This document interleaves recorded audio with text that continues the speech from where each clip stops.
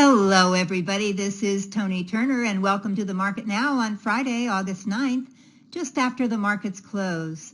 Well, the S&P 500 ended higher today and was little changed for the week after clawing back from Monday's steep dive that was prompted by fears of a recession and unwinding of a global yen-funded carry trade. On this past Thursday, Fed policymakers expressed confidence that inflation was cooling enough to allow interest rate cuts ahead and will take their cues on the size and timing of those cuts from the economic data. And I know we have more coming in next week. And on that note, let's go on to three charts that could give us some insight into the week to come. First of all, as we always do, we're going to look at a daily chart of the S&P 500 Spider, symbol SPY. As you all know, this is the exchange-traded fund that closely follows our benchmark S&P 500 index. Now, as we look at this chart today, we see that the SPY closed at $532.99. We see here this gap down on Monday. That was certainly a tumultuous day.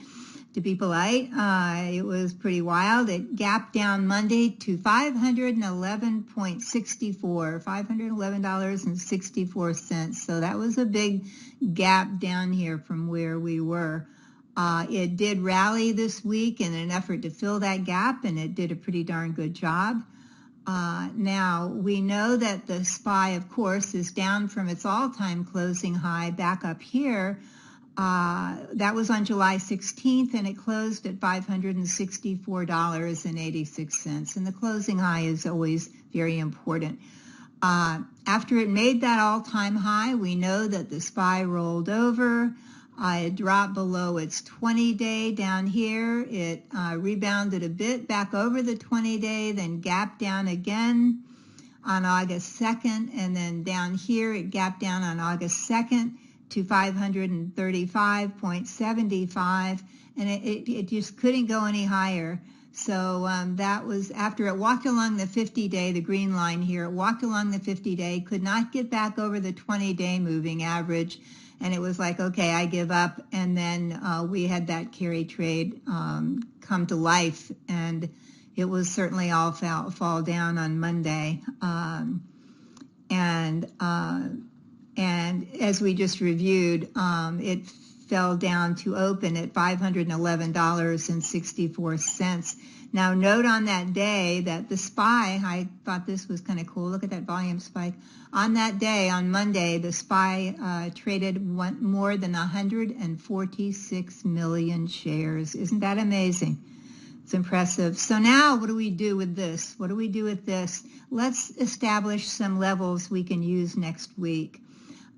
First of all, we're going to, from where we are here, we're going to look at the August 2nd high, and that's coming in at $537. Basically, we've pretty much got potential resistance all the way up, because then at 542, 543, where the 20-day looks like it's going to come down and is just now crossing the 50-day.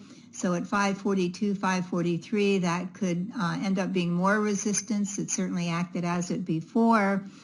And then back up here to the highs at 555, that can cause more resistance. And then up here to the highs that we're going to call it 565 to make it easy. And you say, okay, we got where it could have trouble getting up and moving higher. If it does, what about, where's the support here? So we can use this pivot low support here at 510. Then we can use the 200-day moving averages coming in at $501.91. So call that 502. And then, of course, we can look back at these April lows, which is $434 and I'm sorry, $494. I knew that wasn't right. $494. So as we can see, this 494, we do not want it to go below that. The 500 line here is going to be important, and 494 is just about all the support here that I count as important right now, but we'll have to see what happens. Before I take on any sizable trades, I'm going to be patient, and I'm going to wait for the SPY to create support. I mean, it's done this here, but we all know that price likes to retest. So if it starts coming down here at some point, and I think it will, where is it going to stop and then rally from? And that will be important.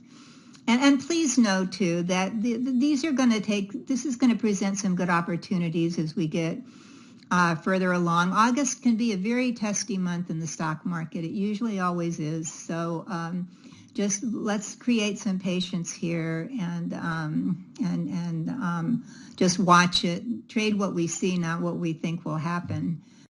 Our next chart here, as we usually do, is the daily chart of the Invesco QQQ, symbol QQQ. Of course, this is, excuse me, the ETF, which closely follows the NASDAQ 100, the top 100 non-financial stocks in the NASDAQ stock market, home to big momentum stocks like NVIDIA, Meta, Apple, Microsoft, that whole group. Now, at the close today, the Qs closed at $450.41.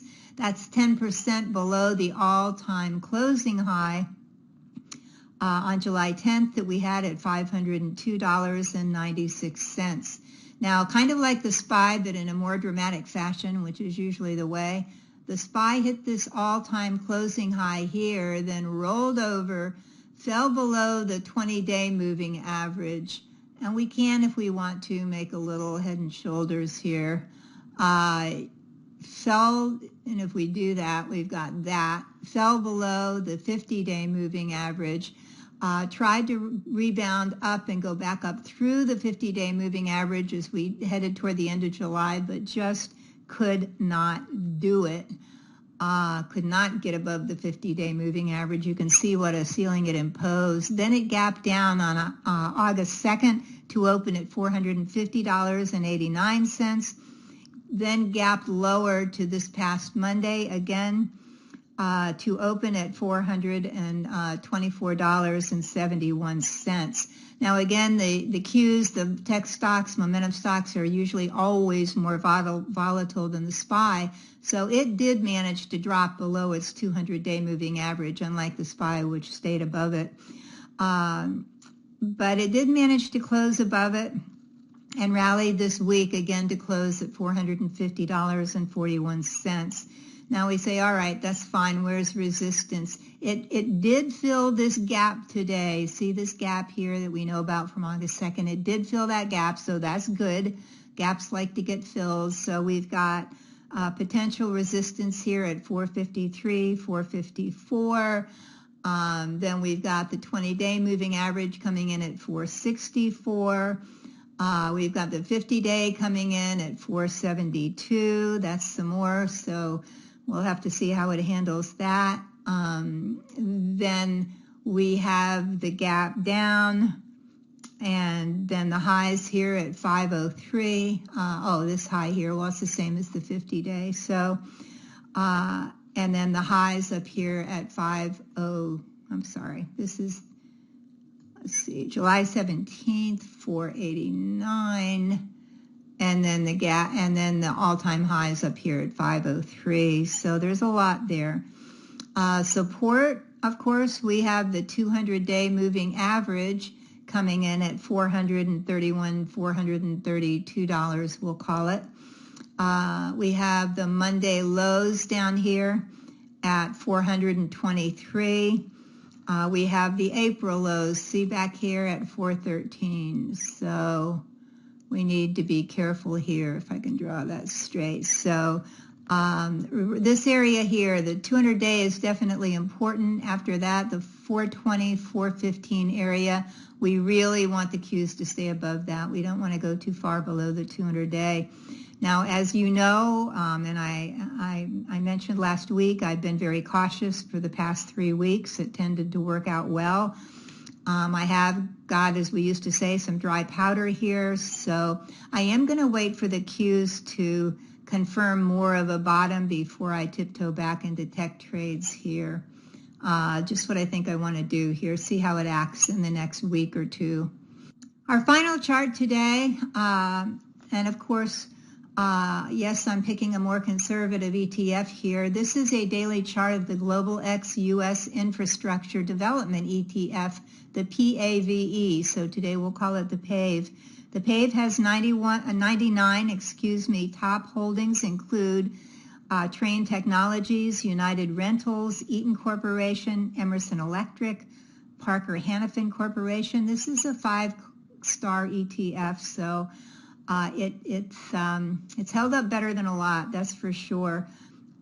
It's been trading here at these are the all-time highs here, right about at 40. So it's been trading up here, trying to get over 40 since March of this year. And as you know, a lot of stocks and ETFs have dropped really hard this week, obviously. But the PAVE managed to hold up here. It managed to hold up.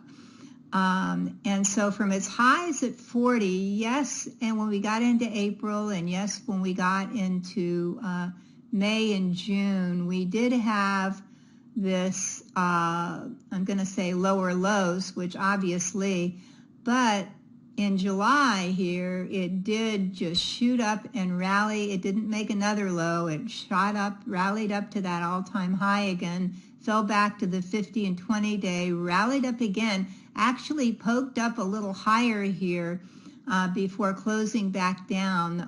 Then in the last week and a half, it fell pretty hard, but it fell to its 20-day and then managed to rally again. This isn't an ETF where everybody stares at it a lot and trades it a lot. It is, again, more conservative, but at the moment I kind of like that. So far, again, from its highs at 40, PAVE is held up, trading above its 200-day moving average. So if in the coming week, and I'm not going to force anything here, if in the coming week the SPY behaves reasonably well, because if the SPY heads lower, this ETF will probably head lower too. But if if the SPY behaves reasonably well and the PAVE can trade, I would like it to go above the 50-day moving average for at least 2 consecutive days. The 50-day is coming in at $37.77. So if the PAVE can show signs of moving higher again and trade above its 50-day for 2 consecutive days, again, you can call it 38 if you want to, I will add a small position of the PAVE to my trading portfolio. And I'm going to put a stop down here below the 200-day moving average, which is coming in at $36. I'm going to put it in at $35.80. So if and when the PAVE can rise, if I own it, up above $40.50, I will add to my position, and of course by then my stop will be a trailing stop. So you may want to keep an eye on the PAVE in the coming week. And now check out this news from ToniTurner.com. We've lowered the price of all our online training programs to make them more accessible to everyone. So if you'd like to become a more profitable trader, now is a great time to check out my timeless trading programs. How to Swing Trade Successfully shows you how, and that's right down here. How to Swing Trade Successfully shows you how to enter during upswings, grab the sweet spot from the price move, and take profits before the move gets tired. You'll learn my powerful Sleeping Tiger setup. I've traded myself for years successfully, and I've taught it to thousands of traders. Our new discounted price for this program is only $187, and you'll receive special bonuses when you order, including 1 month of Metastock daily charts or Metastock real-time charts for free. From our ever-popular 7 steps to successful trading, to, again, how to swing trade successfully, trade the trend to profits, how to read charts, 3 winning setups, bottom fish like a pro. Find out how these timeless online programs can help you earn more money quickly and easily. And once you purchase, you have unlimited access. Take your time. So be sure to check them out by going to the link on this screen or simply click on the orange button below. Until next week, be careful out there. Keep green on your screen. I'm Toni Turner, and this is The Market Now.